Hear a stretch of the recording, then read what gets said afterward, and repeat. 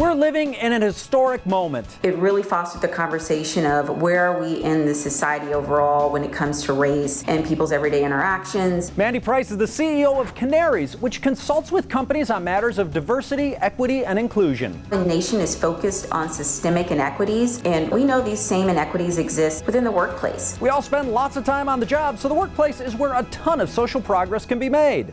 So Mandy has some important tips to maximize the moment. For starters, engage with your company. Speak up. Speak out against injustice. Many companies are holding town halls as safe spaces to discuss race. Participate in those and focus on outcomes. Not just a PR statement that has been sanitized to ensure that no one will be offended by it, but a true commitment followed by an internal look at their own policies coupled with action. Even seemingly innocuous policies and procedures need review. We know that even the way you put together a job description will change the applicant pool of who applies for that job. Next, make sure actions are measured. In business, if something isn't measured and tracked, there's not going to be any progress. And encourage your company to spread the impact out to the community. We've seen organizations make contributions to nonprofits that are fighting for justice with respect to systemic equity within our society.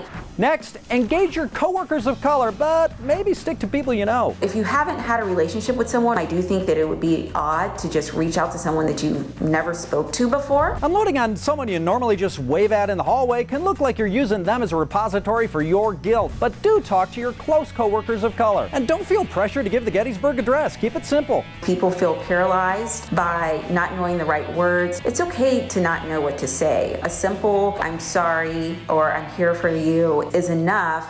Next, if you're confused, your teachers will emerge, but not everyone's a teacher. There are some people, like myself, that are advocates, but it's important not to think that it's someone else's job to teach you about racism, because that is another emotional burden or tax that we're placing on someone else, right, that may not want that on them.